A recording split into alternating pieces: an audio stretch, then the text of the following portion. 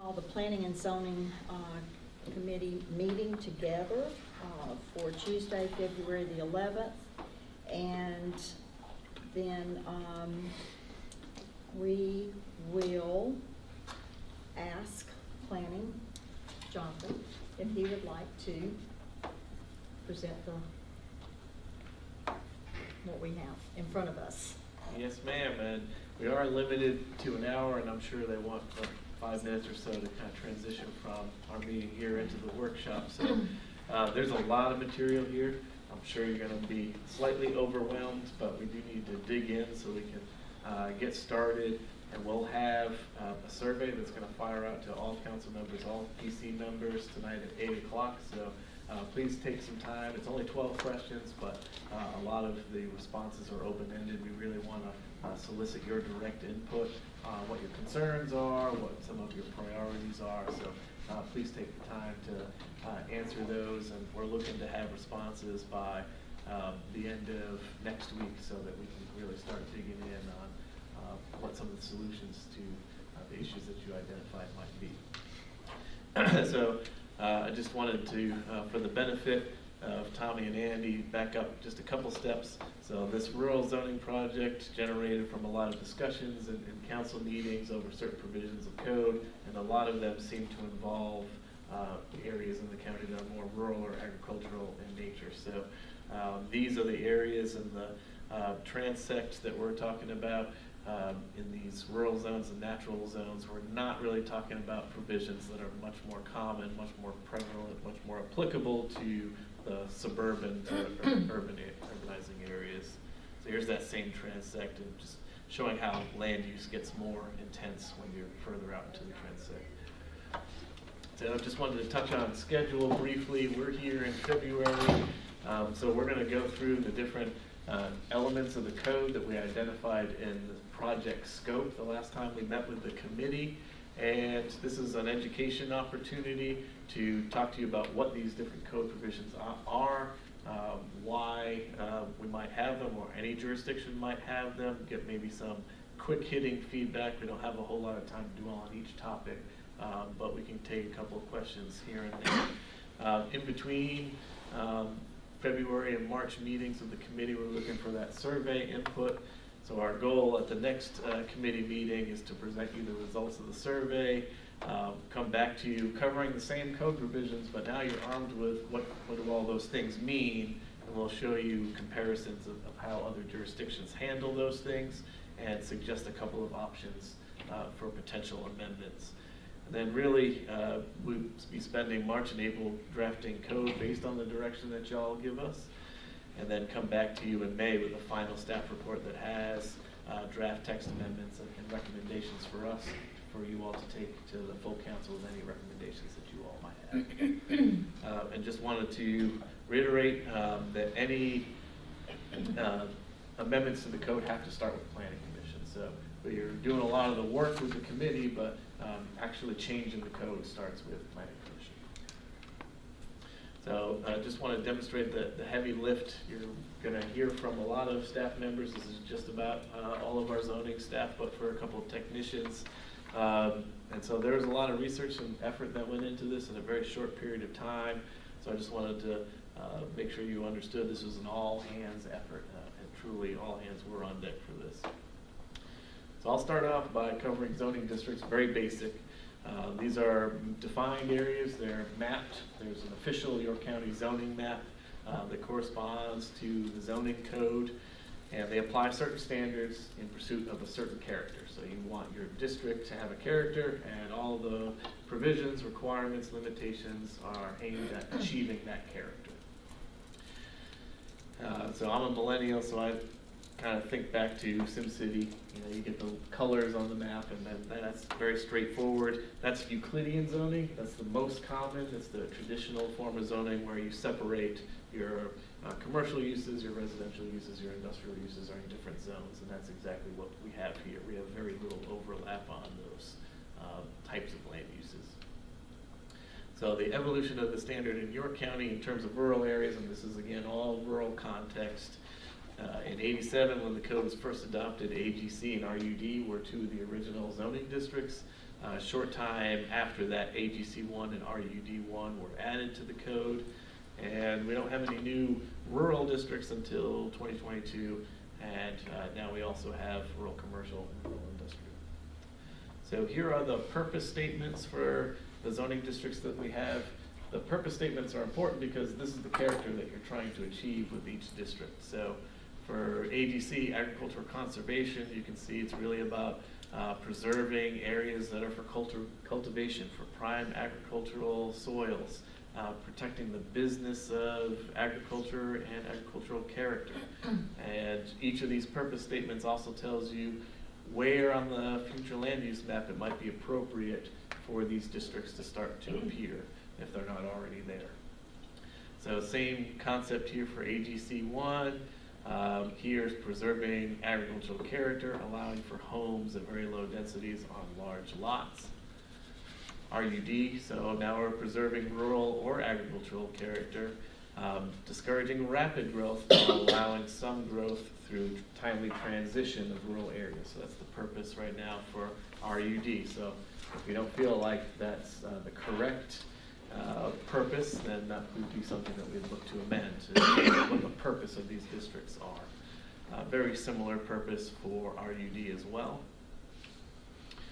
Here are the purpose statements for rural commercial. We haven't heard too much about this on council. These are new districts, so people are rezoning to these as rural nodes where there's an opportunity to have businesses, but those have very distinct purposes from being agricultural or residential.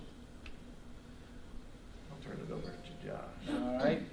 So since Jonathan was talking about the zoning districts and we've really focused on AGC, AGC 1, RUD, and RUD 1, what I did was I took the use table out of our zoning code and kind of took out all of the other zoning districts so we could just focus on the different uses allowed in these 4 zoning districts, the 4 kind of that we focused on here.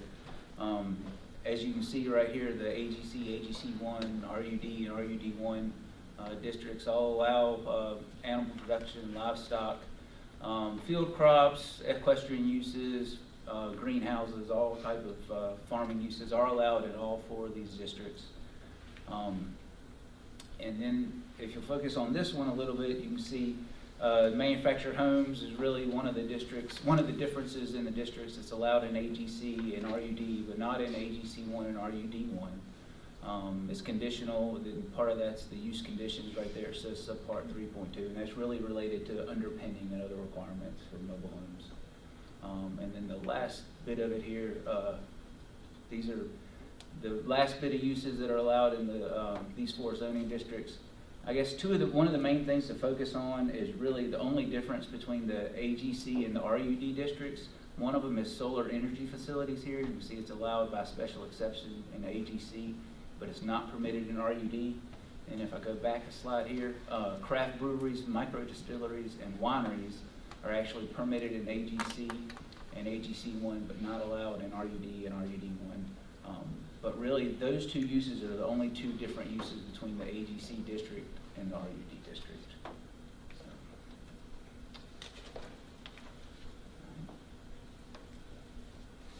All right.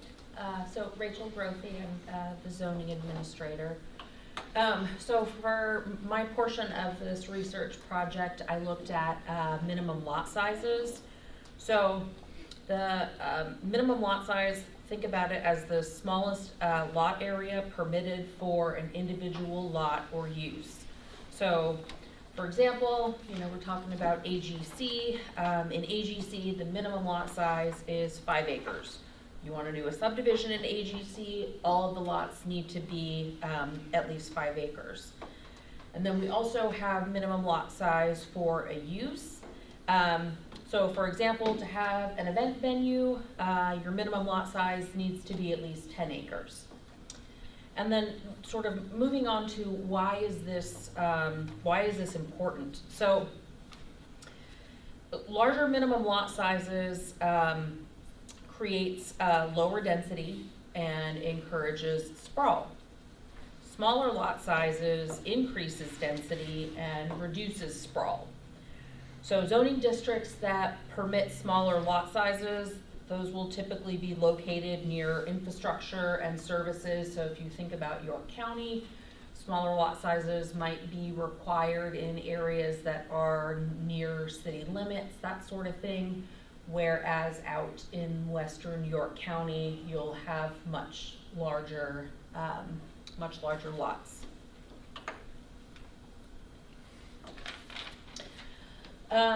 And so we looked at the code from when it started in '87 all the way through until where we are today. AGC, AGC1, RUD, RUD1, those have remained relatively consistent. So with everything AGC, it's always been 5 acres, and with everything RUD, it has always been 1 acre.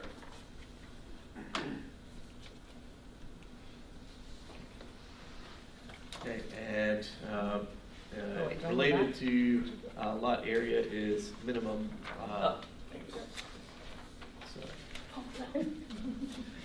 So lot area gets to, how do you measure what the lot size is? I know we had some discussion about, does this include right of way, does it not include right of way? So for lot area, it's really just a practical measurement. How big is your lot?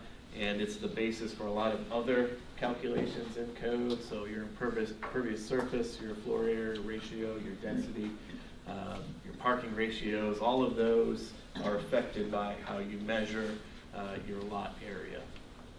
So how this has evolved over time, really there was no definition in code or no calculation of how you measured lot area until 2022, and perhaps that's because it's a little bit self-evident, but there was a provision in the subdivision code prior to 2022 that described 2 different scenarios when you were subdividing to create new lots. So not existing lots, but creating new lots.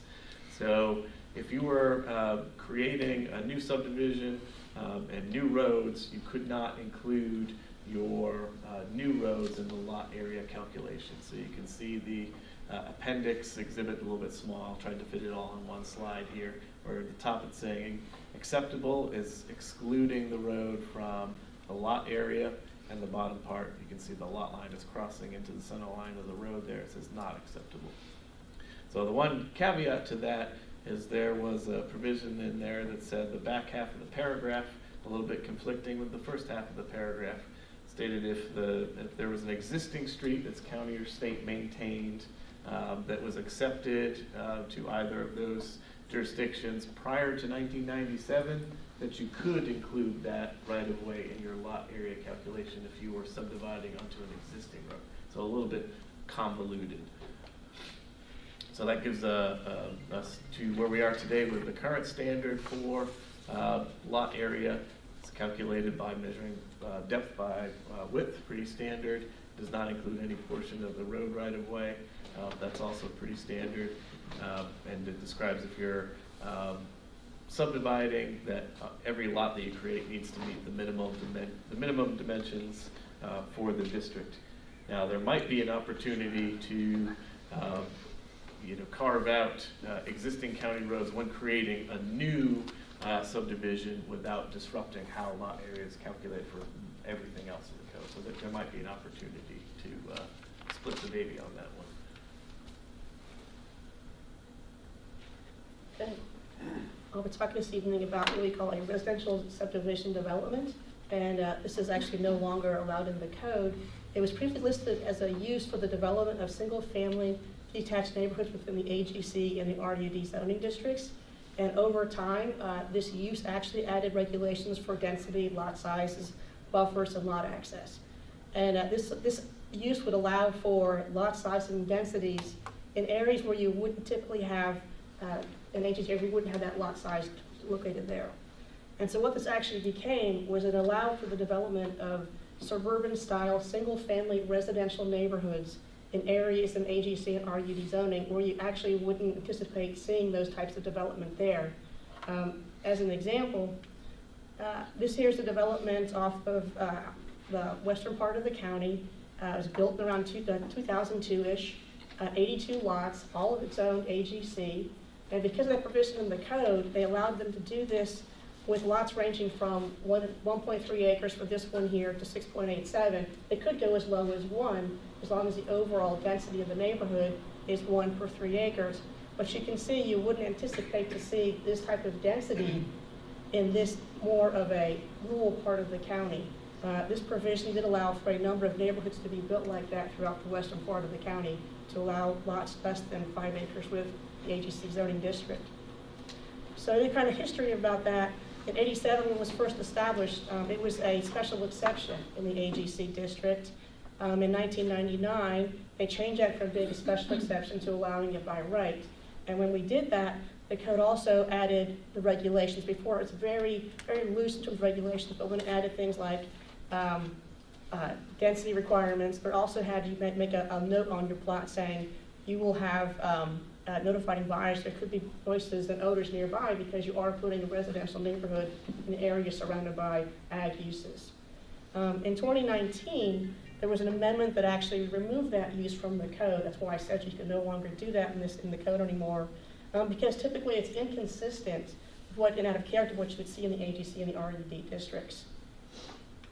So, like I said, the current standard is not allowed in the current code, and what you can do as an alternative would be a cluster subdivision, where they could come in for that development style to allow lots as small as 14,500 square feet, but you would be getting 50% of open space. Previously, it would require an open space in that development, and so we're going to give light to 14,005 with putting in some open space. All right. Excuse me, Marion Ray, Associate Planner. I have principal dwellings per lot, and this is the provision that allows a number of principal dwellings on a single parcel. For lot density and real property purposes, there's typically one dwelling per lot. On lots that utilize well and septic, you have to separate the two. DHEC no longer allows shared septic systems, so that even increases how much you need to space. They will let you share a well, so far. So limiting the amount of homes per parcel, it made sense in order to keep things farther apart, so you didn't run into some of the problems that DHEC ran into. Evolution of the standard in York County. Prior to '93, code references no more than 2 manufactured homes per lot AGC. Other areas were limited by density. It was a little vague. I would have had a problem with that one working back then. Code has been clarified since '93 in AGC to allow other districts have 1 home per lot, but AGC would allow you to have 2 homes per lot, and then they went on to spell out it could be 2 manufactured homes, 2 stick-built, or which included modular, or 1 of each. Not sure why they spelled it out. 2 is 2.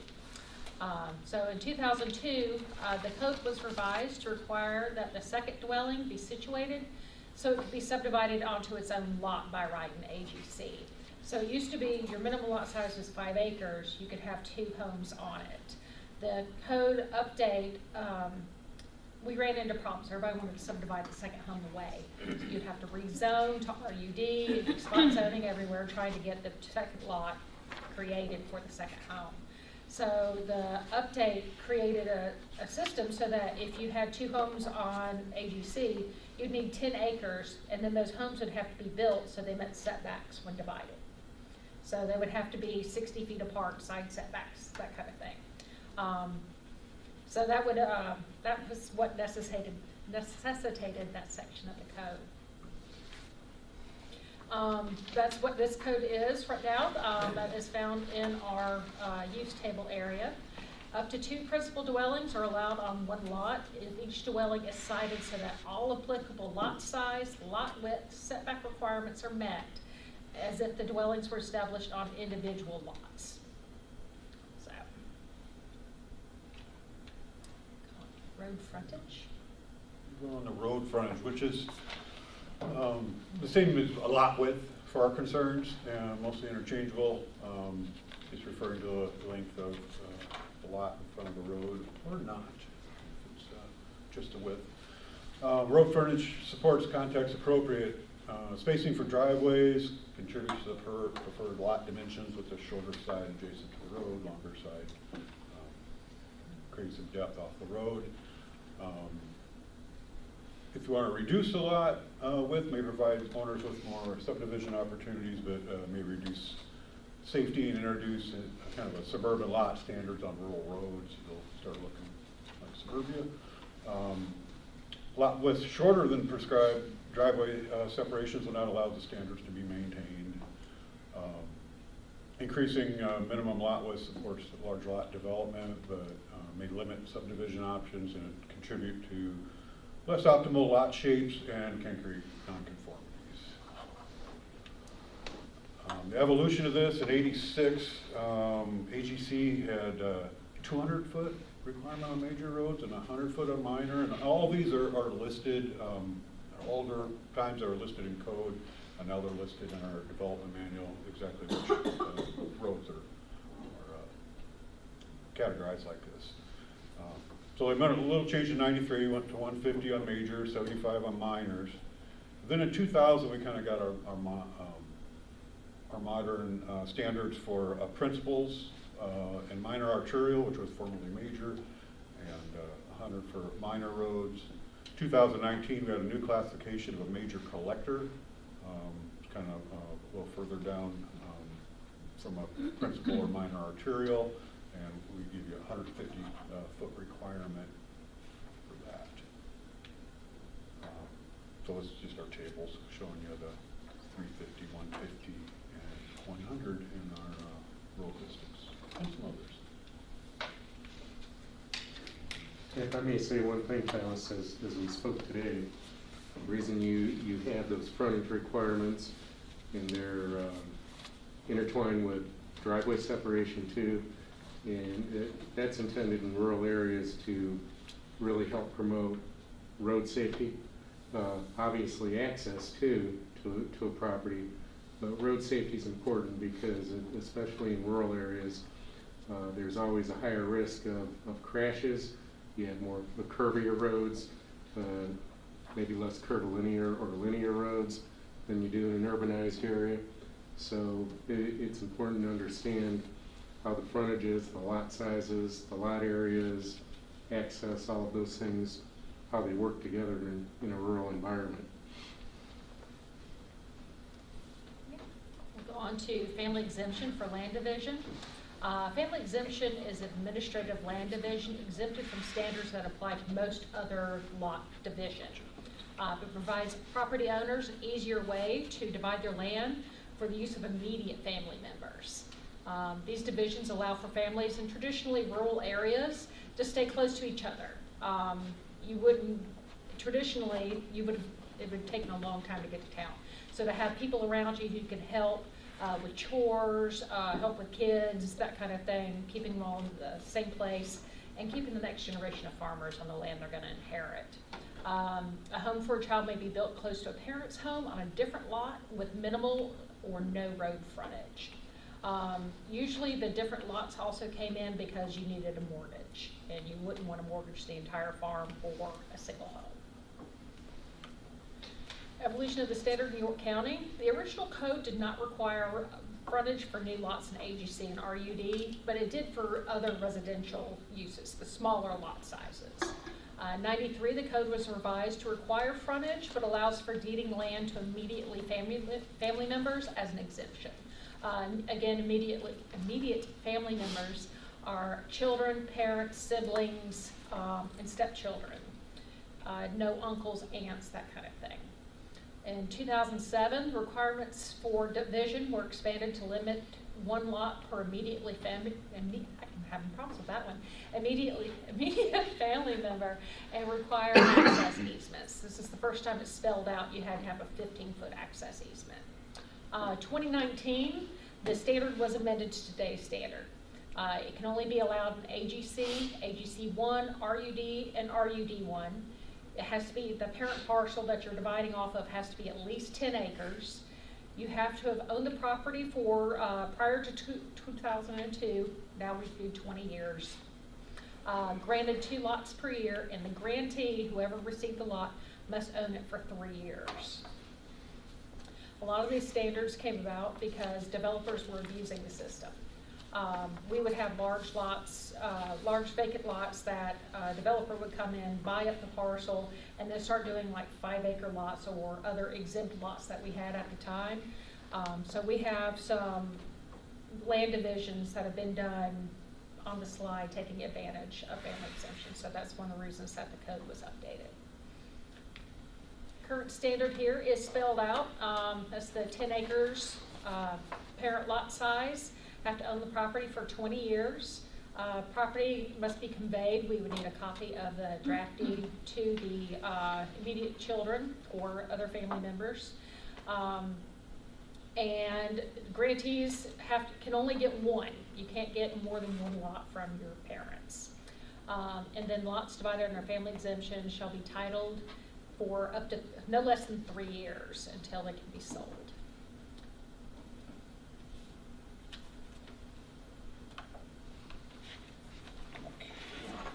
More exciting planning stuff. We got setbacks. But minimal allowable distance between a structure and a property line, and we have setbacks. Rural areas can help support large lot development and retain the rural character of an area while kind of keeping some of the operations away from the roadside.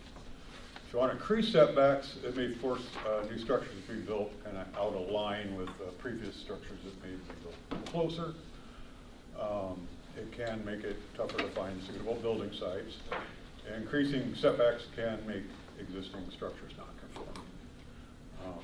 Lowering the setback may allow structures to be built at a similar distance was previously allowed in code, but at some point smaller setbacks can impact safety and bring some activities with negative externalities close to the road. The evolution of the standard, in York County, I kind of go over RUD, AGC. RUD has remained relatively consistent. And in '87, we had a 50-foot front, rear, and side setbacks. And then we had a 25-foot setback for residential uses. So we separated that. In '96, the current standards, 50 for a major road, 25 for minor, front setback with a 10-foot side and 25 rear setbacks was established. AGC setbacks for 22, dependent on use. Again, 50-foot front side and rear setbacks for residential. 100-foot front side and rear setbacks for agricultural structures, and 50-foot for anything else that's categorized differently than those two.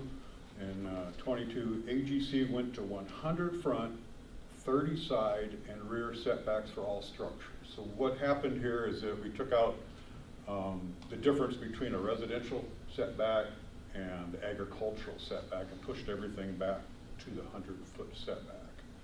And I mentioned that because we did have some variances for structures that we required to put 100-foot back, and they had neighbors that were 50 foot in front of them. So it wasn't as logical as you might think. And this is our chart, our current chart for the setbacks.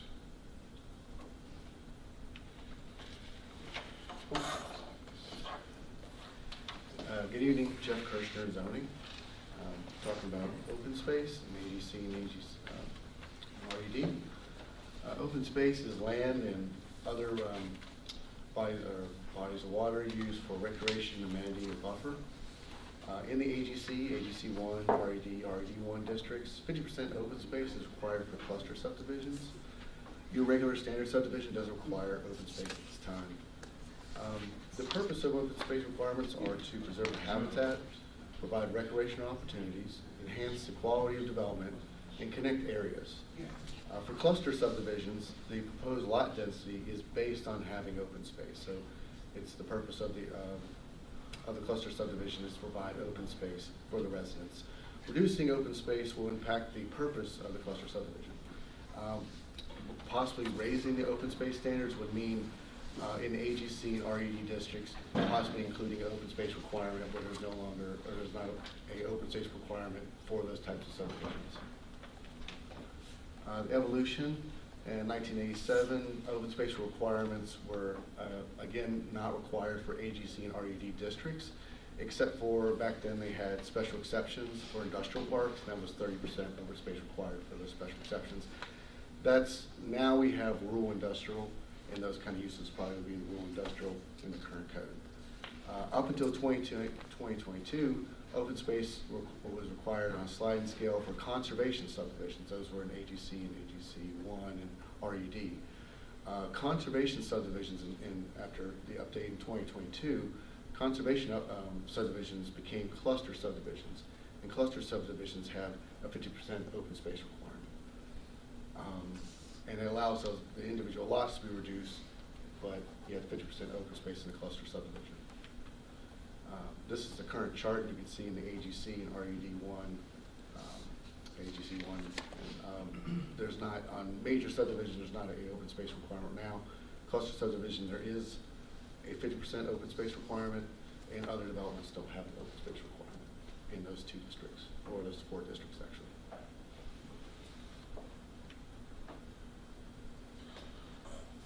Next, we have shipping containers, 6-sided cargo container used for transportation of goods and material, designed for intermodal cargo. And obviously, they're repurposed for a lot of things and can provide a sturdy and inexpensive option. Increasing the allowance for the use of shipping containers in agricultural districts may have little impact if they're properly screened, like described in code now. Not screened, they can become an eyesore, particularly if they start deteriorating and rusting and such. A decrease in their allowance may not be feasible due to the abundance in rural areas. Evolution standards are pretty easy. They weren't mentioned prior to 2022, and then they got amended into code and added as a conditional accessory use. These are current standards. I know we talked at council one time about that you got to allow 3 shipping containers. And that is true, and I kind of forgot about the bottom there, but if it's accessory to a dwelling, you have to have a minimum lot size of 5 acres, and you can only have 1 shipping container. So that would be something maybe used for non-agricultural activity. All right, tree conservation. I'm Peter Kosicki. Some of you haven't met me before. I'm the county landscape architect, and so I'll be talking about tree conservation and AGC and RDD land here. So there's really 2 components of tree save in the rural and AGC zoning. There's tree save and we have grand trees. So we do have buffer yards, but they more or less don't apply to these zones. I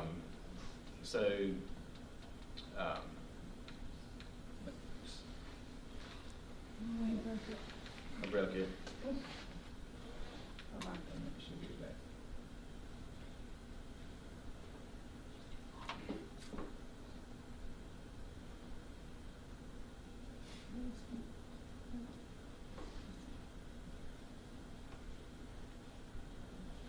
There we go. Okay. So moving on to the why. The purpose of having tree save is to just protect and enhance the natural character. And believe it or not, they do protect property values. They moderate ambient temperatures, reduce energy consumption, mitigate air and water pollution. The trees intercept a lot of that. They reduce harmful effects of wind, noise, heat, and glare, provide shade, and conserve natural resources, and help mitigate stormwater as well, and provide wildlife habitat. So here's a timeline. 1987 is discussed by the former folks. That's when we adopted our zoning code. Really just included buffer yards, nothing that really applied to AGC or RUD at the time. 2002 is the big year.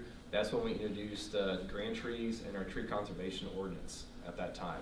So fast forward 20 some years later, in 2021, they amended their grand trees and they changed the DBH from 32 inches to 24 inches. So in 2002, all grand trees are considered any large specimen tree in the county worth saving more or less, and that was considered a grand tree at 32 inches in diameter.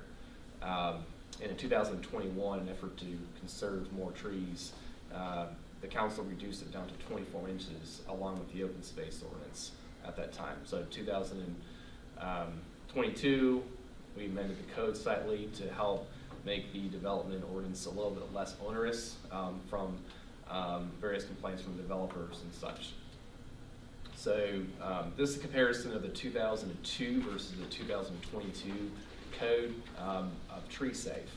So in 2002, when they first amended our tree ordinance, they required that 20% of the tree canopy or wooded area of a site to be conserved into 4 distinct areas.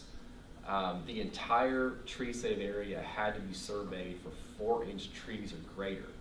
So in 2022, we amended it, we made it less onerous on the developers.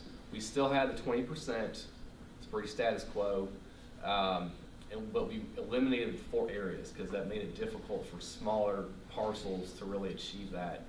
And then for AGC and RUD, we allowed them to submit a sample survey just for documentation of the character of those woods at the time. And we bumped up the DBH survey size to 6 inches to make it connected to our buffer yards as well. So it's a straight edge, 6-inch survey across all of our different ordinances. So here's our grand tree comparison from 2002 to 2022. And in 2002, all trees protected at 32 inches. This is regardless of species. I'm sure there's some exceptions like Bradford pears and such. But there was a pretty rigorous, there was a required variance to remove trees. So it had to meet very specific, rigorous conditions. It was 4 points, and they had to go to the Board of Zoning Appeals at the time. We changed that to, the county changed it to go to county council, or to the planning commission as a waiver, and you have to meet 2 conditions, and they're a little more vague, so it's much easier to remove grand trees this way. And it made development much easier for them to develop based on their site and footprint. We also developed an ecological approach based on size. So we kept it at 24 inches. And we did an audit recently, about a year ago, and we found that we approved approximately 90% of all removal requests for grand trees. So we really do work with the developers quite a bit. So, and that's the end of our presentation. So. Appreciate y'all holding your questions and thoughts and allowed us to get through the material pretty quickly. So thank you for that. I'll turn it over to you, Madam Chair. And, wanted to make sure that we covered everything in the scope, that you at least understood what we're talking about when we talk about these things. If there's anything that you think we're materially missing that should be included in the scope for us to take a look at, it's your opportunity to voice that now or in the survey, just any feedback that you might have for us. We have time for comments, so if you, okay. My main concern, what I'm mainly charged and sent it for, was to get it changed for the ag families and their kids, and to address so that every time that they wanted to give their kids, and I mean for the property, I want it to be addressed as it can be a standalone property so they can borrow money on it, so that we don't have to do all this rezoning in our ag land. Had to eliminate the worry of the spot zoning, a lot of the rezonings that we're having to do, and plus it would give people back the rights of their property. That's my ultimate goal, to why that I sent it, because I think it's crazy for the ag families that own property, and every time we turn around, we having to rezone to RUD out in the middle of ag. Like I said, we might as well have everything in RUD and ag use. Because eventually, and I ain't wanting to do it favor toward any of the builders or anything. I'm strictly talking about owning ag property. It's the kids' right to inherit whatever the parents want to give them. You know, you've heard me say 1,000 times that we that own land, we're not working for 30 or 40 years to pay for property to have everybody else tell us what we can and can't do. That was my main issue, but now there's a lot of other issues that I see here that I'd love to address, and I hope that the rest of the council would too. But, I mean, that was my main goal. Now, whatever y'all got to say, that was my main. So, you know, I wasn't here for when this got pushed to council really. Are we trying to redo this whole zoning code, or are we just trying to make some changes? I mean, what's the level of effort we're looking for, or that was tasked on this? I know that the family exemption was the main thing I keep hearing, but we went over a whole lot of stuff, so I'm not sure what our scope is. If I may, Madam Chair and Yes. Councilman, in the short time that I've been here, it's been very obvious to me that there's been frustration with not only what Councilman Atkins has mentioned about family exemption, but I think ultimately it comes down, that's why we're calling it a rural zoning project. We're only taking the portion of the code right now because I believe the council has heard a lot of these rezonings, like Mr. Atkins mentioned, that have gone from ACG to RUD, and just little things in the rural part of the code that I believe can be simplified, you know, in favor of property owners. But as Mr. Atkins and I have had numerous conversations, and we talk about neighbors doing harm to other neighbors, largely that's why zoning's in place. And I won't elaborate too much, but we've talked about some of the zoning districts, their common uses, the development patterns. We've talked about dimensional aspects of rural properties, lot sizes, areas, frontage, setbacks, density, and so forth, and even tree conservation, which to my surprise didn't come in the code effort in 2022, but actually they've tried to provide a history of each of these issues. These are the most common things, I think, unless others are introduced tonight or through the survey vehicle, that have troubled the county council for several months. Is that correct characterization? Yeah, you're 100% right. So that's what I'm trying to figure out. So, like, most of the things on here I have concerns about. And one of the biggest ones is the number of zoning districts we have, just for here. Why do, AGC and AGC1 are almost identical, except for one little thing. So why do we have two of them? RUD and RUD1. One minor little difference between them. Why do we have two of these? I mean, that's 4 sections right there that could be immediately cut in half, just starting with that. And so, you know, that's my first question. And then, you know, there's things going through here. I mean, it's not a full rewrite or anything, but there's just a bunch of questions on how we got to this much restriction or complication. It may not even be a restriction, it just seems It's a lot of complicated. In the strategic plan development, that was a theme we heard from council, that there was a desire for a more accessible and simple code as well. So I think that was where the conversation started. Then the Planning and Zoning Committee had a couple items in front of them, and when they made a recommendation to the full council, Jonathan and I got more feedback about broader issues.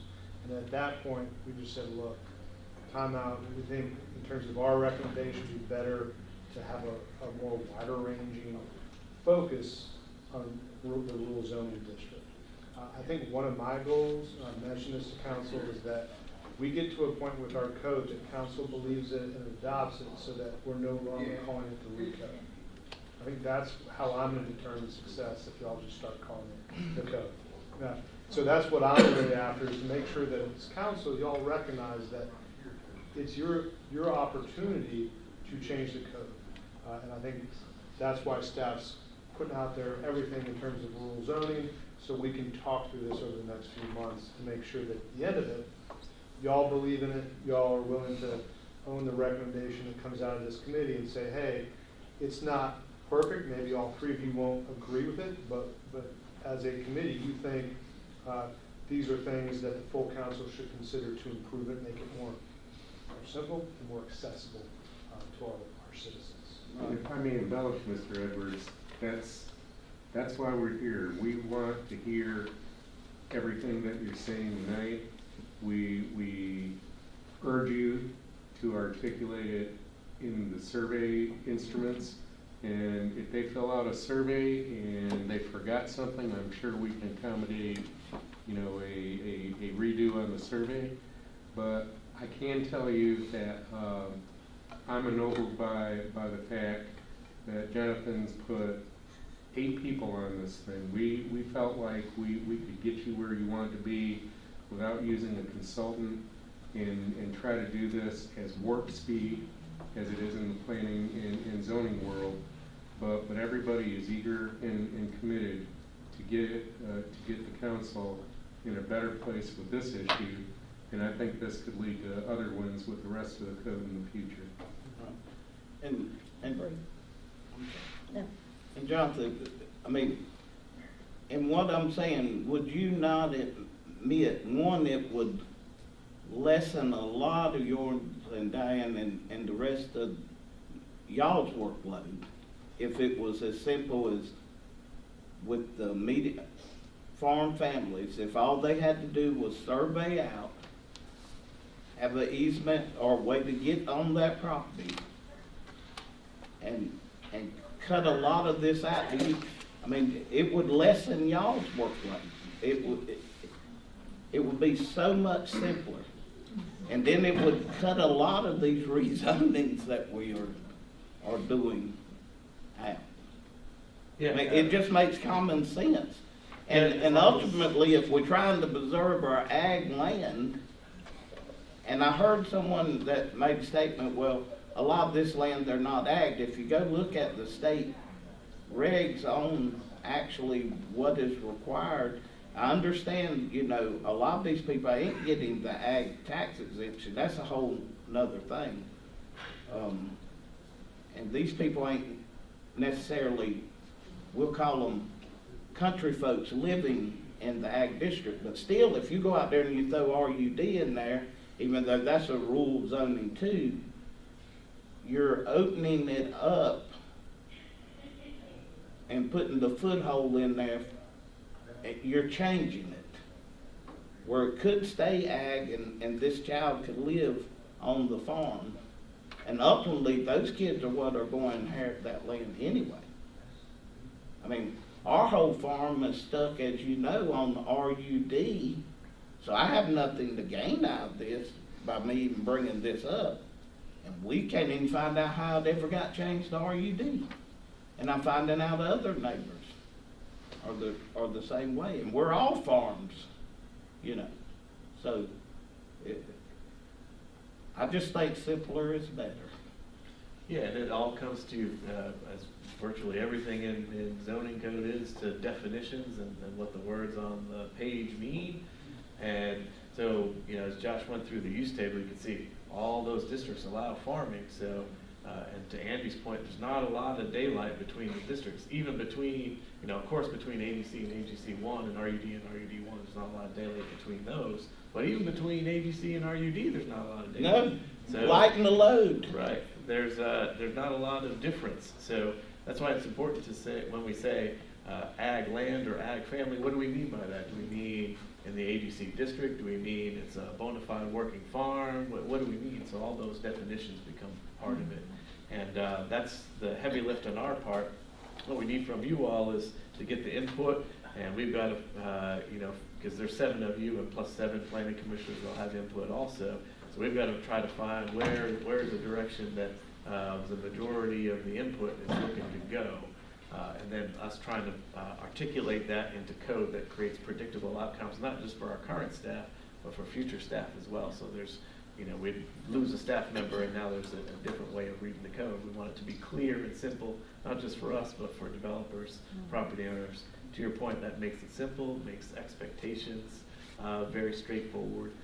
And no matter what we do, when people subdivide, whether it's going to be through an exemption, or otherwise, our staff is going to have to look at it. So that our volume of work isn't going to change, but maybe how complex it might be on a case-by-case basis could be a lot less. Yeah, I just think a lot could be more just black and white. Okay, so we've got a lined up here. And the big thing is going to be the survey. And we get a lot of things pulled together there.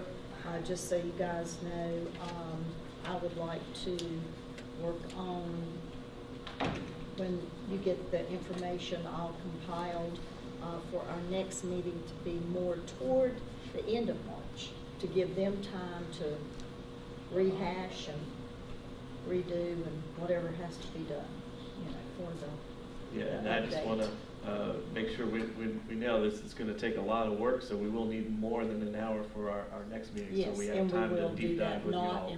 Yeah. not combined with the workshop.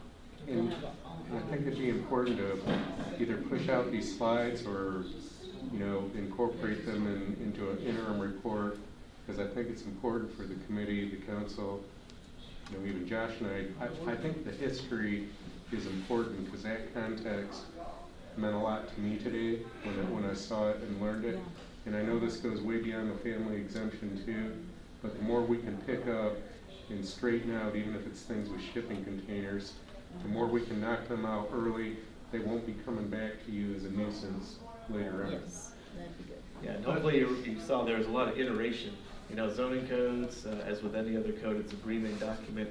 Other previous councils have taken a lot of cracks at it over the years, and now this is your turn to do exactly that. For 30 seconds, I just want to say, I want to thank you and your staff for all that y'all put together. Like Tom said, it was great. I like the history of it. Y'all did a fabulous job, so I do want to thank y'all for it. Well done. Thank you. Okay, so let's look at approval for the minutes from December 19th. Do I have a motion? Motion to approve. Second? Yeah, even though I don't know what we're proving. I don't know what we're proving. It's right here, right there. Yeah, but I read it and it's vague. Yeah. They told me last time. It really- Jonathan, could you right quick tell us what we are proving? You're just approving the minutes, what occurred in the last meeting. And Right, but I mean, it's no, because, I thought we'd done away with subdivisions Yeah, or no, something. it was just a discussion. It was just a discussion. Okay. That was all it Well, was. me and Andy wasn't here, so we didn't know what Well, y'all it was just did. me and Well, Buzz. approve the That was minutes it, and that's it. just the two of us, so. Okay, so do I have a second? Second. Okay, all in favor? Uh, Okay. Do we have anything for executive session? No. Okay, so do I have a motion to adjourn? Motion to adjourn. Second. All in favor? Aye. Okay.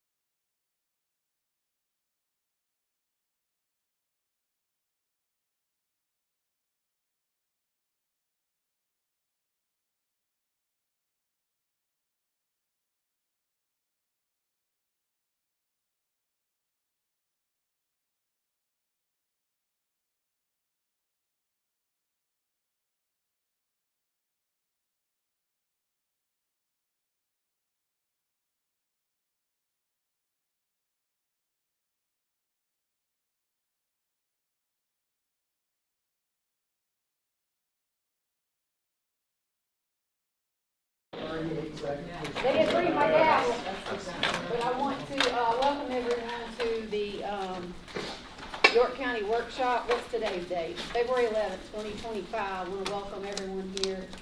One of the things that I do say at the outset is workshops are typically, there are occasions where we hear from this, but workshops are an opportunity for the council to get educated on items, and so it's not a public hearing or public forum. Anything that requires public hearings, folks are allowed to come out and speak out in the public forum session. But this is an opportunity for council to get educated. We appreciate having folks here to listen, and apologize that our backs are to you, but that's the way it's set up. So now that we have the meeting to order, we're just going to run straight into it. The first item is it looks like we're going to talk about the budget, compensation, and benefits. Yes, good evening, County Council. Thanks for being here tonight. This is round 2 of budget workshops. So this is our second workshop, and Lisa Davidson's here with me, our HR director. And so if you remember last month, I gave you all something I'm calling budget guidelines. It's a very dry document. The drier, the better. But last month we talked about early revenues. So we outlined for y'all what our revenues look like the last 2 years and gave you major categories. And those pages, I'm not going to go through the whole document, were represented on pages 1 through 5. So since our last meeting, we added pages 6 through 9. And so what we're really trying to do in pages 6 through 9 is begin to outline to y'all the biggest pieces of the budget. And so tonight, we're going to talk about some of those pieces. So if you go to page 6, tonight we're talking about compensation and benefits. And if you think about our budget in FY25 for the general fund, our budget was $109 million. And of that, so in this year's budget, $109 million was related to compensation and benefits, which is 67.9% of the entire fund's budget, which was $160 million. Okay, so that's why compensation and benefits is such an important conversation. 67.9% of the general fund is made up of compensation and benefits. So those are what we call big rocks in the budget. So we're going to outline to y'all what that encompasses. We want to thank y'all for being committed to our employees, providing competitive pay over the years, and also competitive benefits. So what we want to do, though, for y'all is to help you understand everything that includes. That's what we're going to talk about tonight. In this document, it outlines by fund some of those totals over the past couple of years, and it maps out how we think about pay increases annually. Because what we're trying to do, once we've done a pay study, is maintain that pay structure and continue to recruit and retain great employees. So once you've built something, you want to maintain it. And that's what we're trying to do. We are paying competitive wages. We want to stay competitive, and we want to make sure we're filling our vacancies. So again, tonight we're going to talk about our current vacancies. We're going to talk about how it's going filling positions, and we're going to also share ways we think we can potentially improve benefits at a low cost. So on page 7 of the document, you'll see some of those other budget considerations related to benefits. You'll see what we've done historically in terms of adding positions, because that is a driver in total compensation and benefit costs. And then you'll see some averages related to vacancies at the bottom of page 7 by fund. And Lisa and I and our team, we're very excited that those vacancy percentages are improving. That's something we want to continue to see as we move forward. In the last 2 pages, 8 and 9, we map out other big driving pieces of the budget that are going to continue to be there. Other post-employment benefits. We've got fund transfers, and we've mapped out all the different fund transfers, and we can talk about that at a later date. And then we've got project capital type items, such as fleet and radio replacement programs, which we set money aside every year to make sure we can replace vehicles with current funding and radios when they need to be replaced. And then we map out some of the current capital projects. Any questions related to this document? Just want to continue to keep you all informed and have all the information in front of you, but not something that we have to go through in details, yeah. One question, the radios, so Mhm. we went through the budget last year, we're paying an exorbitant amount, I thought, for the radios. Yeah. Are we reconsidering that contract and looking for a different vendor provider? We are not at that point yet right now. That's something, we talked about that last year. When we get into that window, we will be evaluating that contract. Yes, sir. Okay. So, yeah, quick question on that too. So under the, are we running these through procurement on these to taking in bids or when we look at these radios or purchase them? It's a multi-year contract. I think it's a 5-7-year contract that we get into. And there's different options to go down.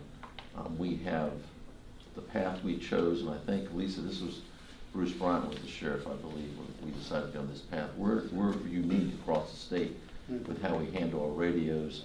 And when the appropriate time comes, I can promise you there will be a deep dive into that and to ensure that we're going down the right path for our citizens. Yeah. We do have an expensive plan. We're in it right now until we have an opportunity to get out of it, but I can promise you we'll go through it and we'll look at the numbers and make sure that the right thing for the county is being done. That's something that, I think the Association of Counties, y'all have talked to some of the vendors out there. Yeah. There are the other options available now that weren't in the past, but that will be revisited.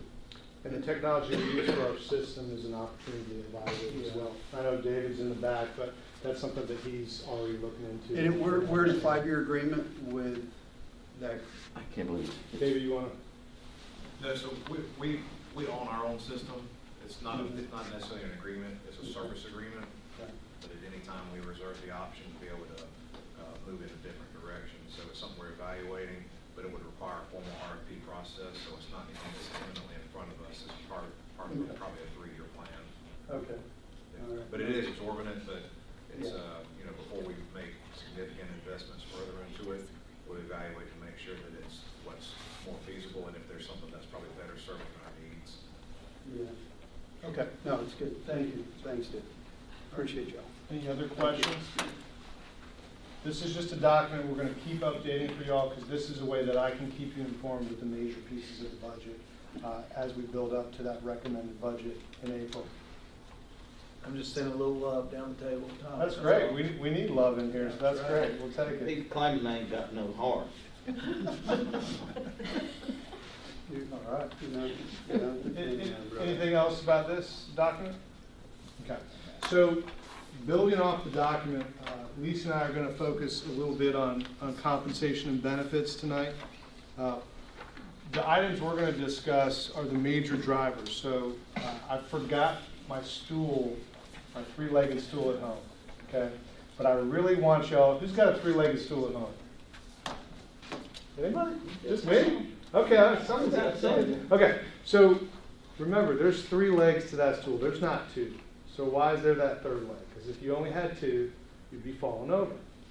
So I know some stools have 4 legs. I prefer a 3-stool leg stool. So think about that as we get into this. But when we think about compensation and benefits, and we think about recruiting and retaining the best employees, there's 3 things we need to consider. We need to consider pay, we need to consider benefits, and we need to consider retirement benefits.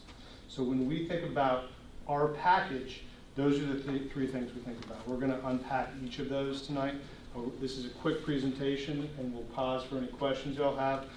But I think this will help us all think about ways we can continue to care for our employees, but also recruit the best employees. All right, with that, I'm going to hand off to Lisa. These are some averages that we put together for 2022 through 2024.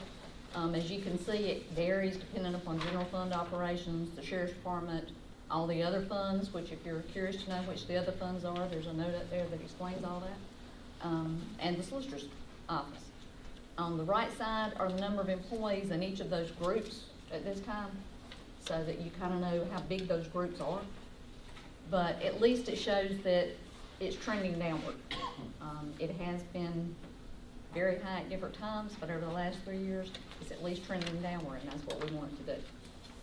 And we think an important part of that trend where downward is y'all's commitment to continuing to give raises and think about employees as part of the budget process, and we appreciate that. And we're committed to continue to try to reduce this percentage. Is there a reason that the solicitor fee is going up and the other ones are going down? Great question, and we thought about putting an asterisk. A big part of that is because they have so few employees. And so when they do lose employees, you're gonna see a bigger jump. So that's the smallest amount of employees in one of those lines. So they got 92 employees compared to the other groups. So how are you marketing these jobs? Like, do you have a recruitment firm that how are you putting that out? No, so we put it all out on social media. We put it out through NeoGov system, which advertises in a lot of different places for us. Okay. But yes, sir, we get the word out in a lot of different ways. Yep. And if it's a director position or above, we're also going out to all different associations, and we do that for other positions too. So we've got a good sense on where to post jobs that helps. So we've got a great HR team that's committed to doing that. So, thank you. What this one shows is just for the general fund. It shows you the variances, the variables each month for those years. It's color coded. Again, it fluctuates. It goes up and down depending upon the time of year, depending upon a lot of variables. But overall, it is trending down. We've got multiple charts for each of the funds and the groupings here, just for y'all's benefit, but we don't have to go into each of these for tonight, but you have it in your packet and you received that early as well from us. One of the things that is really important is we think about how we connect what we do for every employee to the strategic plan. So when y'all were speaking into the development of the strategic plan, you talked about the high-performing organization goal, and y'all helped us develop what was included in that. And so we want to root to that goal tonight when we think about our employees, and we think about how do we make sure we have exceptional service. Well, we need to make sure we empower our employees to all be problem solvers and leaders. And part of that is making sure we can reward our employees, we can encourage them, but also retain them. So tonight, talking about these different legs of the stool, that's really where we connect to in the strategic plan when it comes to pay and benefits. And Josh actually did request the picture of the stool, so just so y'all know, that didn't come from me. It's easy, y'all know that. The mission of HR is to be a strategic partner by providing HR programs that attract, retain, engage, and support a talented, skilled, and conscientious workforce. And as Josh mentioned, there's a three-prong approach to that, and that's the competitive compensation program, an attractive benefit package, and the retirement benefits that we provide. And for us, when we think about investments in our employees, the opportunity is to think about all three legs, not just one. I think it's important.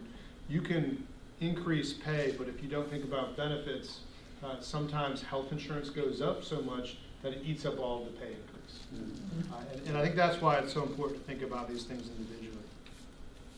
And this was just a slide to remind you of our compensation history. We have consistently issued increases to our employees over the last 10 years, thanks to our council budgeting those increases for us. The increases have been due to the pay for performance merit increases, as well as redoing the class and comp plan every so often. The amount of merit increases are determined primarily by you guys. So this is a great chart, and it shows y'all's commitment over the years to employees, and I'm thankful for that, and I know our management team is thankful for that. As you can see, the past few years, that average increase has been about 3.5%, starting 2 years ago. That's very much in line with what we're seeing now from our consultants and from the greater state associations. So you can see currently, as we begin to build the FY26 budget, which is in the budget guidelines and what we've been talking about the last couple meetings, we are still seeing in line with what we've done the last couple of years, which is between that 3 and 3.5%, with a shift in the pay plan in salary ranges of 1%. If you want to speak to kind of where that comes from. Yes, sir. We've been trying to increase the salary ranges each year so that we don't have compression of the salaries between the existing and the new employees. And that's just part of the class and comp plan. Do you have the scale for because it says 3 to 3.5 average, so what's the actual full range? So in terms of... And I guess, what's the number, or, I guess when you do your merit, you come up with a number you're doing your performance, so. If I can speak to that a little bit, something we established in my first budget, let's say the raise pool is 3.5%, 1% is gonna go to adjusting the scale. And if you score 3.0 on your evaluation, which basically means you're doing your job, you're going to get at least that base increase of 1%. But what happens is a reviewer, and I'll use one of my department's examples, there's 2 reviewers in there, and everybody reviews a little differently, so we don't try to pull them all together. But the pool will be divided up based off your salary, so everybody gets a fair slice, the reviewers to divide up. Your top performers, their raises have to be higher than your weaker performers. So what we set up back then was to try to incentivize and reward those top performers and also incentivize and motivate the bottom performers. And it's worked out very well. You know, I like to think we're a workplace that rewards hard work. And every one of those evaluations and raises is they're tied together to make sure we're not flipping that. Took a couple of years for everybody to understand how that works. It also led to better evaluations as well, because those evaluations are meaningful. We do those in May, and they're tied to your raises. So when the reviewers do the evaluations, they become much more meaningful because it directly impacts the bottom line of their employees. Does that answer that? So your arbitrarily, your scale is 1 to 5. 5 would give you a what I think, is it an arbitrary? I'll say this, last year I think myself and my direct reports, the range was from the minimum, 1%, I think 5-something%, something like that. So you create, by making it based, merit-based, there's a natural spread. Not everybody gets a flat rate. Right. That's what I'm asking for, Yes, is the spread. That's usually what you see, something in that range. It's not, everybody's a little different. Some reviewers, they like to see a little tighter. And, you know, some of our small departments, where you got people all performing around the same range, that makes sense. We don't try to force a certain spread. We let the evaluators determine that. Is there though, salary cap at a certain level once you get up to a certain, whatever, your merit, even though you get a top performer, you only get 2% based on the maximum amount you can get per position? There's not a maximum amount of raise they can get, like Kevin says, it's that range that we use each year, but there is a maximum salary range for every position. Right. And if someone reaches the maximum of the salary range, then what we do is we calculate what they would have gotten as a merit increase, and they get a bonus of that amount. Our policy allows for that. Okay, all right. Josh, when we interviewed you, we talked about performance management metrics, and you were gonna implement those. Have those been implemented yet? So you're actually using performance metrics to determine what pay raises are gonna be? So there's an initiative in the strategic plan for us to work on that. It's not something we've done yet, but we are committed to making that happen. I think that's where we evaluate the entire performance management system. And so you can use performance management in 2 realms. One is related to employee reviews, and the other is data in terms of performance measures. Right. And I think what we're moving to is we're wanting to make sure we include data connected to the strategic plan, departmental strategic plans into employees' evaluations. But that will require us to update the employee evaluation tool. So Kevin talked a little bit about what that tool is like now. I think that is a multiple year endeavor to update that tool and make it more modern and relevant. I think what we would do then is tie it to data, but also work expectations that flow out of the strategic plan. And that is our intention. It's just not a this year priority in the strategic plan. So really, probably step 1 was to get the entire staff, 1,300 or so employees, engaged in the process, so you can begin to evaluate them on what they're doing or not doing. Yep. That's good, thank you. And one of the books I've talked to you all about this that we're using for our leadership development with our directors maps out a leadership philosophy that conceivably you can build into an evaluation tool. And those are job characteristics that are also leadership characteristics that you can quantify in evaluation tools. So part of what we need to do is develop professional development trainings and expectations of our employees, and then measure those and then evaluate on those. And in theory, that's what we have right now, but they just need to be updated a little bit.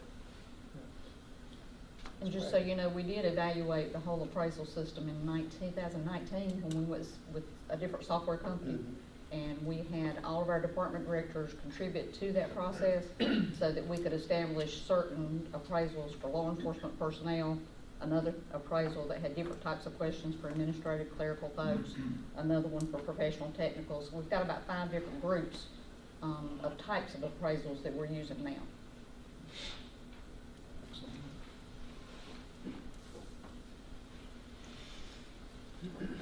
This is our list of full-time employee benefits. Most of you, I think, are very aware of these, but should I go through the whole list? You just walk through it real quick. The PB insurance benefits include the medical, dental, vision, and long-term disability and optional life insurance. York County pays about 80% of the total medical premiums, which means the employee's paying about 20%. We have access to medical spending accounts, dependent care spending, and health savings accounts. Annual leave and sick leave, full-time employees earn 8 hours per month. We have a sick leave bank that allows employees, if they've been seriously ill and have used up all of their leave, they can participate in the sick leave bank and then get some more leave to help them if they're having some kind of serious illness. We've got 11 regular holidays, 3 optional holidays. We have access to the South Carolina Deferred Compensation Plan that's administered by Empower Retirement. We have Roth and pre-tax available accounts. It's up to the employee what they choose. We have an employee assistance program through a company called My Group that provides counseling, legal, and financial advice. And we also have some continuing education incentives. I think you answered this before. I can't remember your response, but you do have your HSA up there. Okay. All right. These are the same benefits that are offered to us. Yes, sir. Okay. Your annual leave, is there a scale to that, like after 10 years? I think I read that. 10 years continuous governmental service, then they draw 10 hours per month instead of 8. And once they reach 20-year service, they draw 12 hours per month. Yeah, just tying this back to the budget guidelines document, if you go to page 6, you'll see some of the costs related to these benefits. And that's why I think it's important when we're talking with employees as a leadership team, we're connecting, the benefits to the costs and helping our employees see that we're really contributing a lot to them beyond compensation, which is important. And so I think the benefit package is competitive. In terms of expenditures, it's a sizable piece of our budget, but it's a commitment that y'all made to our employees, and we're appreciative of that. So we wanted to remind you all of those pieces, and we've mapped those out on page 6. In terms of additional benefits, one of the things that Lisa and I have talked a lot about is how do we, as a leadership team, engage with our employees, over 1,300, in a way that they feel comfortable sharing ideas with us in terms of the needs they see. And so one of the things we're doing in terms of our strategic plan is we're going to be having meetings with employees to hear from them in terms of feedback related to the benefits package, compensation. I like to have meetings with employees where they can just ask me anything. Now that has to be a small group of employees and they have to feel comfortable. But a lot of times when we have those meetings, where it goes is compensation and benefits, and we have those opportunities to learn what they see are important. This year, what you're seeing are some ideas that are low cost, but I think they would have high impact in terms of employees appreciating this commitment. The 3 ideas here really are about just giving more leave opportunities to our employees. Right now, we don't have bereavement leave, so if there's a death in your family, you're taking a different type of leave. This is a very standard type of leave, and I think it would be meaningful for us to show that commitment to employees. In terms of parental leave, most of our competitors offer this, and this would be an opportunity for us to give that designation and show our support of our employees when they're either having a child or adopting. And then in terms of the sick leave bank, Lisa did mention that we have one, but there's an opportunity to give some flexibility there and adjust it. If you want to speak to that. Currently the sick leave bank policy only applies to the employee's illness. And it's rather healthy. We've had a lot of people join. We've got a lot of hours in that. So we're hoping maybe we could consider opening it up so that employees could use it if they have a serious situation with a spouse or a child. So these are 3 ideas that we've had as a team. I wanted to bring those up to you early in the budget process. They're not huge budget asks, but it's an example. every year, this time of year, we want to have a conversation related to benefits with y'all, to share ideas we have for the upcoming budget, to get y'all's feedback on them. And these are some items that I think would be, low cost but high reward type items. Josh, does the state, I can't remember, but does the state determine how we set up sick leave, paid time off, and vacation? So we don't have the discretion to say, we're going to give you a pool of hours, and you don't need to tell us it's sick or not. You have a pool of hours, and you can use your pool of hours. Can we do that? We could. The only issue we have is anyone hired before 2012 still gets credit when they retire for so much vacation leave or so much sick leave toward their retirement benefit. That's going to gradually go away because employees are not going to be hired before that date.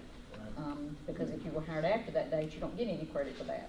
But because of the fact that that is still an ability to have that benefit when you retire, we haven't wanted to do like PTO. Because you want to make sure the employees get every benefit they can when they retire. Okay, thank you. Which is why we split it up. So, but with that change though, currently, can they carry over at this point? I mean, new hires, if they didn't take all the vacation in 1 year, can they still carry over? Okay. All right, that's what we talked about last budget year. Yeah, that's what, yeah. Yeah, that was a conversation earlier when I got here. Yeah, yeah. I recommend the bereavement, we've got it, or I've got it, and it's good for the employees to be able to use and have that ability. We have 3, I think, for immediate family, and then 1 day for aunts, uncles, extended family thing, and then sick leave and vacation. I don't recommend combining them together. Don't do it. It's just, somebody's going to end up losing some benefit out of it. The only reason we did it was it takes you don't have to say you're sick, you just take the time. Whether you're sick or you're not sick. But The severity of sickness. so if you've got all that, I don't know how much y'all get. We get 3 weeks of each, so that's 6 weeks a year. You end up with people taking 6 weeks off. Whereas you can regulate the sick time a little bit more.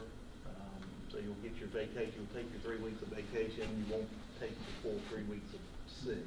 Well, there's actually a pool of hours. There's a pool of hours for sick, and it's a generous benefit. Yeah, right now our maximum sick leave is 1,440 hours. Yes. Which is a lot. Yeah, that's why, because I know with the discussion we had before, I thought, 80 hours in a work week. Right, I mean, you yeah. They're half of it. But there was discussion. But when you need it, right. We don't have a lot of employees get to Yeah. that point of having that much, but they do have that Right. potential. But there was a.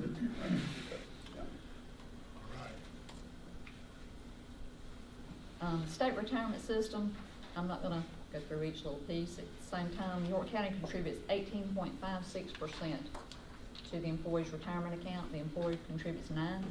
If they're in police retirement, the county contributes 21.24%, and the employee contributes 9.75%. The one other good benefit through the state retirement, other than building your retirement benefit for later, is the fact that you have a death benefit that York County provides for them through the retirement system. Of once they've been in the system for 1 year, whomever they list as a beneficiary would get a year of their salary as a death benefit. This slide just gives you the basics of your eligibility rules through state retirement. It is very different for anyone that was hired before July 1 of 2012 versus anyone hired after that. If you were hired before July of 2012, you can retire at age 65 or 62 or 60. Or you can retire with 28 years service as long as you've got 5 years creditable service. If you were hired after 2012 for regular retirement, you've got to have age and service years equal 90 or age 60 with at least 8 years of service. The police retirement rules are just a little bit different. They're still easier to meet that eligibility if you were hired before 2012. Because regular retirement, 25 years service credit, 5 years earned service, or age 55 or older with at least 5 years of service in police retirement. If you were hired after 2012, you can do 27 years of service or age 55 or older with at least 8 years of service. So it's become a little bit more difficult for employees to be eligible to retire just based on the rules of state retirement.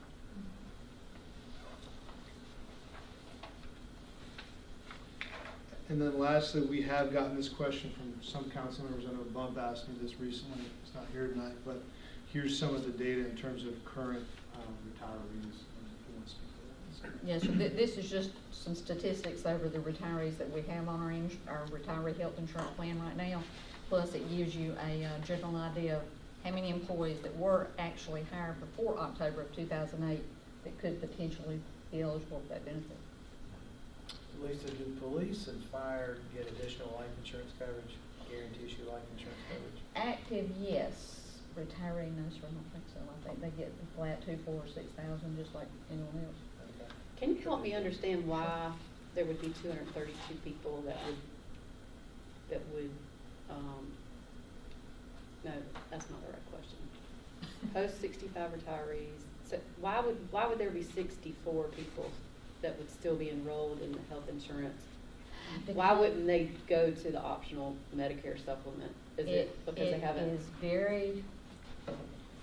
It's a lot more economical to go to the other plan, but we have some of the retirees that are just so determined they do not want to leave PEBA that they pay additional cost in order to stay on PEBA. Is there a reason, does it have to do with, spouses too, or is that connected at all? Or? I don't know that it's really got to do with that as much as it is, we've got a number of them that, I think the stories that I've heard are retirees that have a lot of serious illnesses and have been treated for numerous things over the years, and they're concerned over the optional plan, what could or could not happen to it to pay for the things that they've been dealing with, or may all at once find out they've got another serious issue. Whereas PEBA, they've just been, it's comfortable, they rely on it, they believe in it. Lisa, you're asking a good question, Christie. The law just changed on Part D, so now Medicare Part D prescription benefit has a cap of $2,000, and depending on what plan you're enrolled in Medicare, your GAP contract has a $240 deductible. Might be a good time to educate those 64 on the value of going to Medicare, not only from a premium perspective, but a max out-of-pocket perspective. And that's something, if they choose to, we've got a company we work with, and if they choose to review it, they'll go over it with them, and if they choose to move even mid-year, they can. Yeah, that's the gentleman that came to our committee meeting last year, so I would suggest that he actually either come in and meet with them together as a group, or together as a group at a virtual meeting, to educate them on what their options are. Because that could be significant to them individually. Do they offer a GAP program? I mean, the state, like, They offer a Medicare supplement. They do offer that GAP.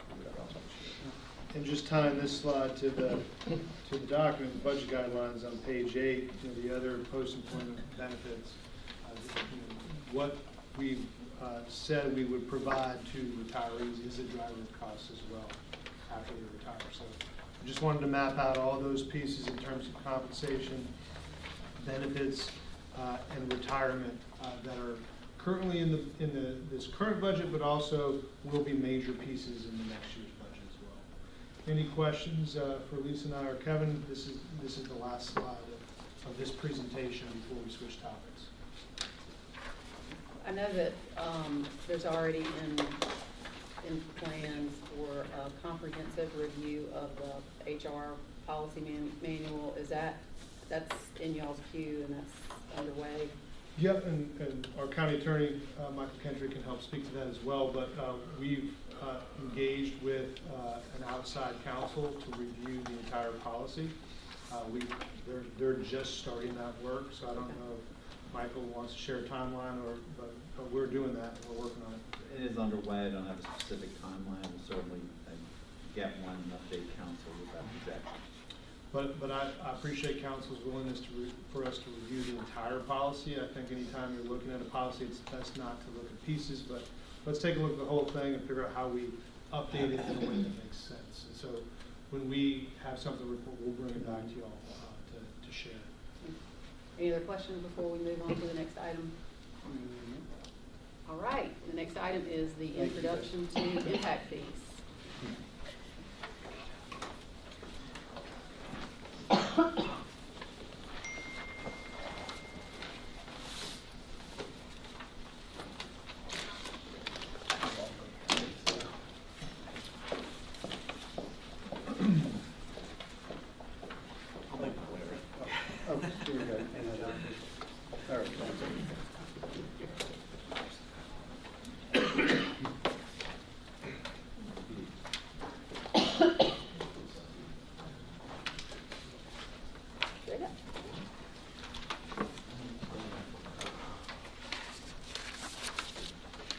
All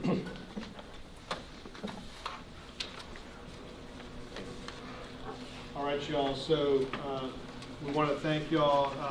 One of the things y'all brought up, in I think it was the fall, was the desire to have a session like tonight, which is an introduction to impact fees.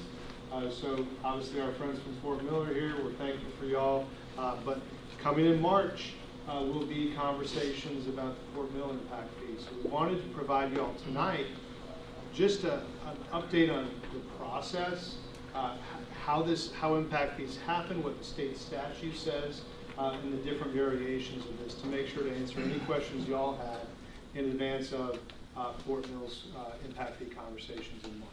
So with that, I'm going to hand off to our plan director, Jonathan Buono.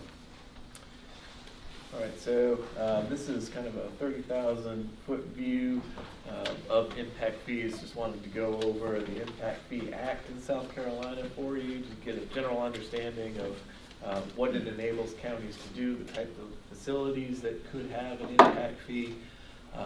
And we do have in the strategic plan to evaluate impact fees on other types of facilities. And I just wanted to point out the process is the same, no matter what the facility might be. So we've already adopted a couple of impact fees for school districts. I'll have a chance to reevaluate the Fort Mill School District impact fee in March. But the Act does allow for these 11 facilities, the public education facilities being the only impact fee the county has currently. But there are other facilities, water, parks, things that you might expect that you could collect an impact fee for. So that's just for future information. So the highlights of the Act, you can only collect an impact fee if you are a county or a municipality. So that's why the school district is having to come forward to y'all to ask for an impact fee, because they're not empowered to collect it on their own. It needs to have a capital improvements plan. So you can't just say we want to collect money to build a park someday or a library someday, and we're just going to collect it until we feel like we have enough. You have to have a capital improvements plan that's detailed, it's got items on it that you're looking to fund with the fee. And the Act prescribes how you calculate the fee, so it has to be based on several factors. And I'll just point out that you have now a paper copy of the latest study that includes the capital improvements plan for the Fort Mill School District. So up to the March meeting, take a look through these. We're not going to go into this tonight. But if you have questions, you can send me those questions ahead of time. I'm happy to forward those on to the district so they come armed with answers at the public hearing on March 3rd. But of course, up to through the public hearing and 3 readings of council, any questions that pop up, you can feel free to ask the district those questions. And they'll have their consultant on hand at the public hearing, certainly, to answer any specific questions you might have about the study or the CIP that's included in it. So that maximum fee, and there is a maximum fee, you don't necessarily have to adopt a maximum fee, but the maximum fee is calculated on those items that you have programmed in your CIP, what your established levels of service are, and a proportionate shared impact analysis. So your proportionate share impact of a development is going to be based on what your established levels of service are. So giving the school example, if you have a level of service that's based on the number of students per classroom, and then that translates into the cost of acquiring land and the cost of providing a seat in the school, all that translates into a proportionate shared impact analysis. So if I'm building a 50-home subdivision, that's a much different impact if I'm building a 1,000-home subdivision, right? So you want to make sure that the fee is assessed based on a proportionate share. And then the other component of it is credits, offsets, and other funding sources. So you don't want to double dip. So the Impact Fee Act accounts for that. So you need to credit those things back into the calculation. It requires a procedures ordinance, which we have. It exempts specific structures, and a very easy example to explain is if your house burns down and you want to build it and replace it, we're not going to charge you another impact fee for replacing your home. Same thing for a mobile home that's on a lot, moves out, another one moves in, you're not going to charge an impact fee because there was always a mobile home there. Same principle.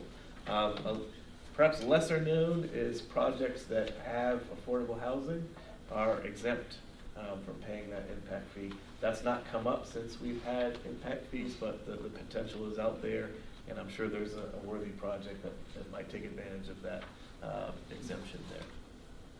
So, quick question. Sure. 55 and older though, too, are exempt. Yep, they have, and that's specific to York County, and I'll get to that in the next slide. But another thing that the impact fee allows for, which hasn't come up yet, but it is something that is an abilities, it allows for, once you've established a fee, a developer can negotiate with the county to either establish a lump sum payment when they go in, or offer to construct facilities. So they'll have to provide the analysis to make sure that they're at least meeting what their proportionate share of the impact is, but it does allow the county to make those per project negotiations if that's preferred.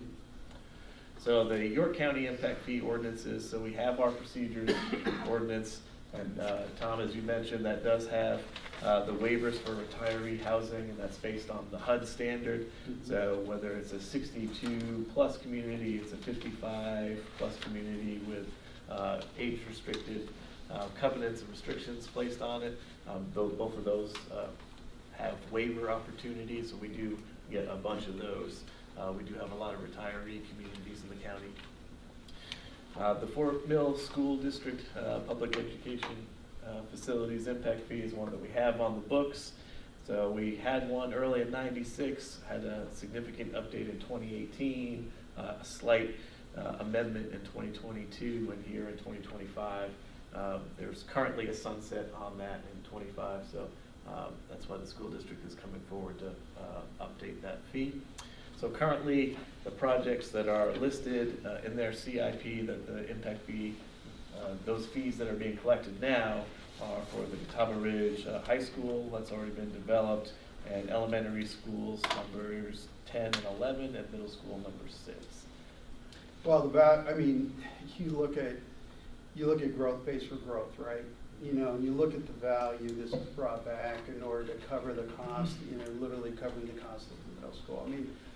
The opportunity here, looking at this, it looks, basically they kept the same formula, but the cost of building a school has gone up, and all that gets factored into when you look at these things. But the dynamics behind this is the impact of Act 388 on businesses and residents. This is a tax break for existing residents and businesses, which, again, it played out well last time, and again, I think it's a great opportunity to save taxpayers money. The other items in there are land acquisitions, so not the facilities quite yet, but an elementary school site, a middle school site, and a flex combo site for multiple facilities. We also have the Clover School District, which added their own public education facilities impact fee and became effective in 2021. So you can see I'm highlighted in blue. That's due to be updated in 2026, and I'll get to the procedures in a second. But there are items that the impact fee is funding is elementary school number 8, high school number 2. So here's the adoption process, and I've highlighted in black, that's where we are currently. So the Planning Commission has already made a recommendation, so that'll come forward to you all, and the next step is to go into council reading, so that's the March 3rd is the first of those. But it started back in the summer. You all asked the Planning Commission through a resolution to initiate the studies through the school district's consultant. So that study has been done, and that's here with the CIP included. We now have a PC recommendation through their own resolution. We go into 3 readings of council, ultimately into adoption. And then the statute, it's a little bit worded a little bit vague, but these impact fees are to be updated on the same cycle as your comprehensive plan. So that doesn't literally mean on the same date, but on the 5-year update cycle. But you do need to also, by the statute, have a termination written in. So whether that's by a date certain or collecting a certain amount of fees, whatever the construction of that termination is, it needs to be included in there. So you might keep hitting this 5-year cycle, or you might have a termination that hits before you have questions on the adoption front? The last component of this with the county is fee collection. As I said earlier, only counties and municipalities can collect the fee. So the school district encompasses more than just unincorporated York County, right? So that's why an IGA is needed between the county and the school district and the county and the municipalities to make sure that we're able to collect those funds on behalf of the school district. So the building permit is when the applicant pays that fee. So whether they're coming to our offices or they're going to Fort Mills or DK's, they can't get their building permit to start work until they pay that impact fee. I'm just going to piggyback what Jonathan's talking about. Those fees are paid to the planning department. The planning department deposits those daily. Weekly, the finance department sweeps those funds into another account that we track and monitor. The numbers down at the bottom, that's on the current fee. $73 million collected with $7 million in interest earned. A lot of money's been generated through that. The distribution of the fees, okay? The school districts drive when these get distributed. Okay? They will reach out to us. Clover has not yet received distribution, but Fort Mill has. They'll submit the documentation to the county. We'll review the documentation and then remit the funds to the school district. To date, we've paid $63 million, and I think that's the bulk of the middle school you referenced at the time. Yep. But the county's really very straightforward. We just try to keep track of it. We do a pretty good job of that, I believe. The interest income has been a wonderful gift to the county and to the school district on those funds. So that is it. Questions? Any questions? Any questions from council? In the process?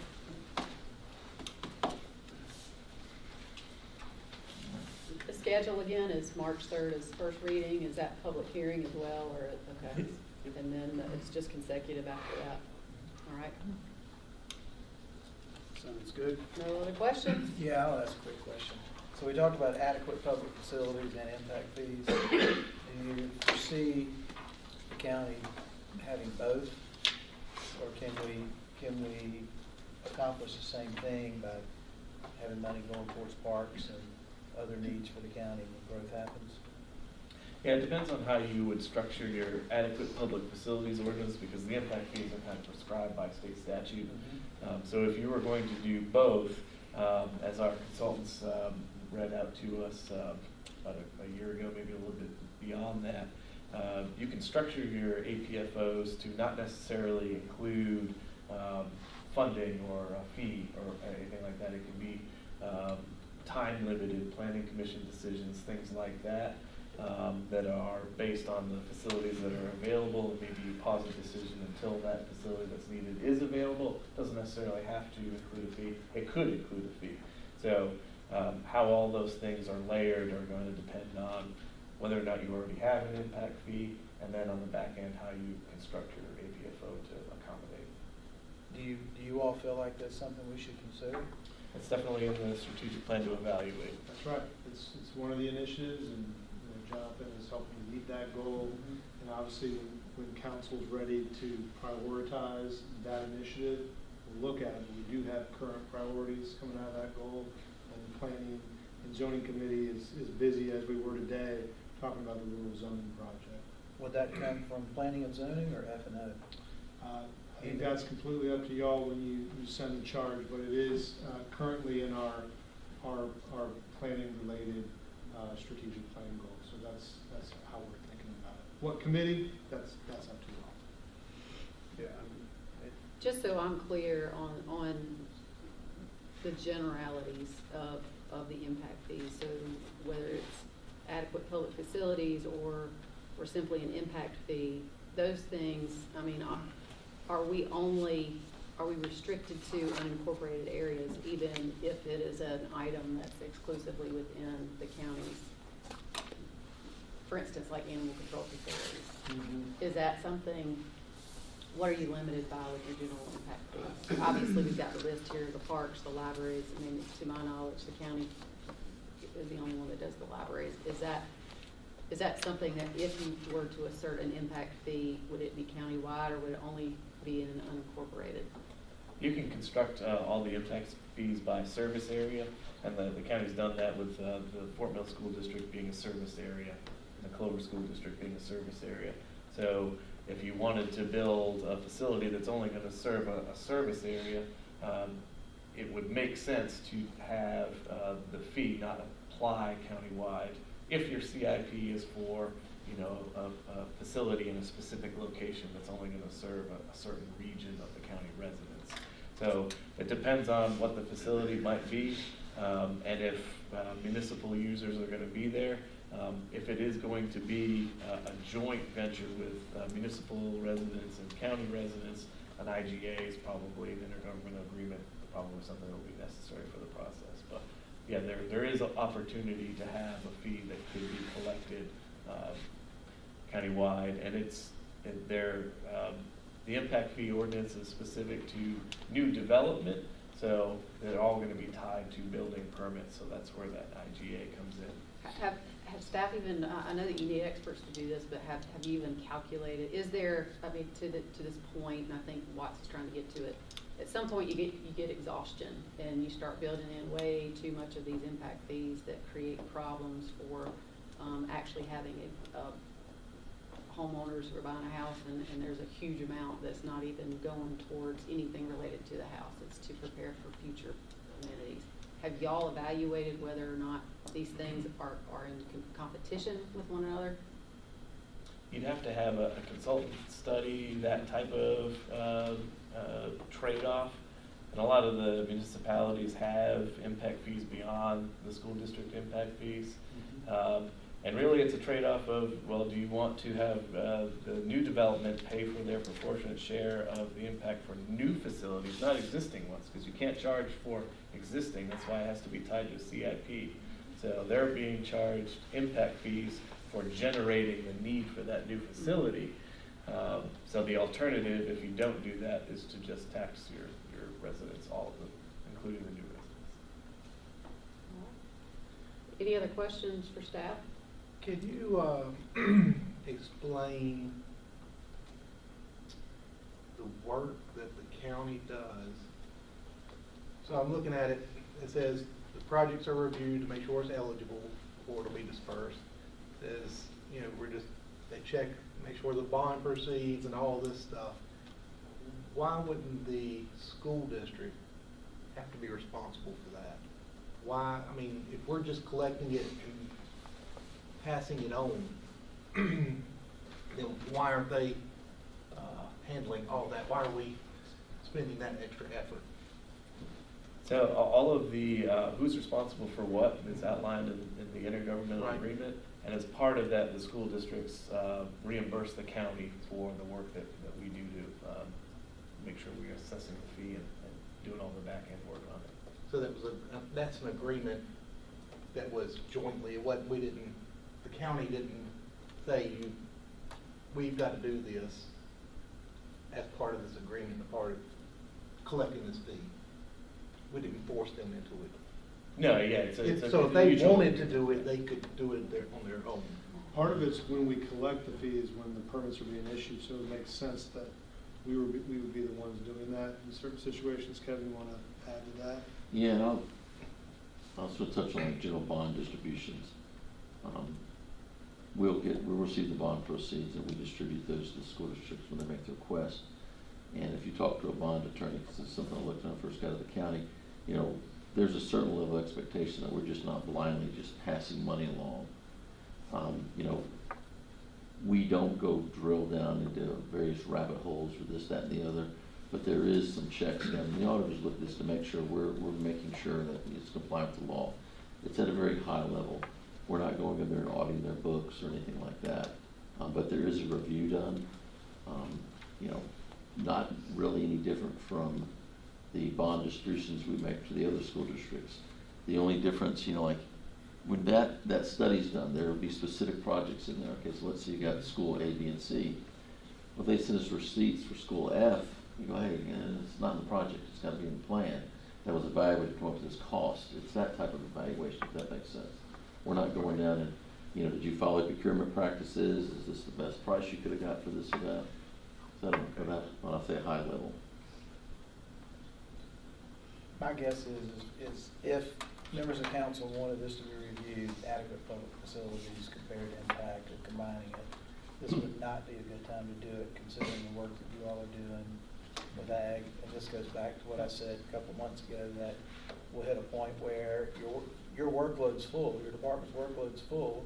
We have something we want to do, it gets added to a list, and when something else gets checked off the list, this one potentially moves up. That's right, and it's a 3-year plan, and so I do think our planning team's working very hard on the rural zoning project. Yes. And this would be an additional add at this point, I don't think would be. Yeah, exactly. timely.